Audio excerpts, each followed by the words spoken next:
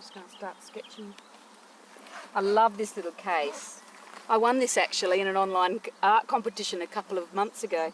I really love it. Little global art case. So what's in there? Well, I keep the bare essentials, so I love these pencils. This is my Faber-Castell. This is the 4B. These are a TK 9400. You know, they're a clutch pencil, so you just replace the graphite. Yeah, so you don't have to sharpen. No, you don't. You can sharpen Well, the you end can. of it if you like. You can if you want to. I've got my little sharpener. You've got to have the special sharpener Yeah, to go with special it. one there. But I mean, I just use them as they go blunt anyway when I'm sketching out in the field. But I've got 3 of those.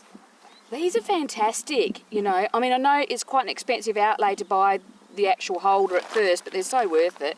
I have 3 of them and I label them just HB, 2B, so I can tell the difference. You know, put a little label on them with sticky tape and a piece of paper, just so I can grab them really quickly.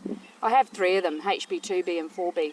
And you know what? I do most of my drawings, my finished exhibition drawings too, with just those 3 pencils. Sometimes a bit of charcoal with it. So I have those. Oh look, and I have a hair tie. I'm going to use that now actually.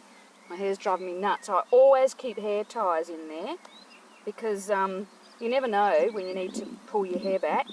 And then, what else have I got? I've got a little tiny ruler just in case I need a ruler, because you never know when you might need a ruler, do you?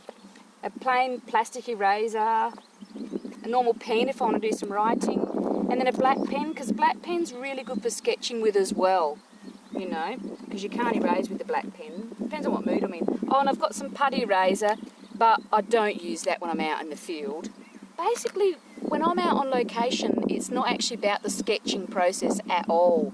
I'm only going to be doing a few little quick thumbnails. Really, this is just about gathering references. I'm gathering my reference photos. I'm getting to know what's here in the area. I'm smelling the air. I'm enjoying the moment. I'm making the heart and soul connection to the area. That's really what these little trips out into the field are all about, or wherever I'm going. And I'm just so excited about that chance meeting with that man, because now I've got a subject, a possible subject for a portrait for my exhibition in Australia. But we'll see when I go back to the studio if I'm happy or not with the photos. Anyway, that's just in one section. I'll just pop these back. I'm just going to choose only the 4B for this. The reason why I'm choosing the 4B is because it's the darkest of all the pencils, and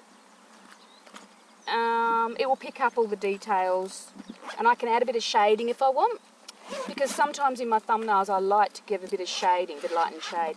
Now the other part, that just holds all the little leads that you can slip in there. I love these. Look at this.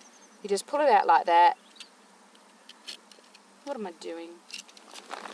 Easier said than done.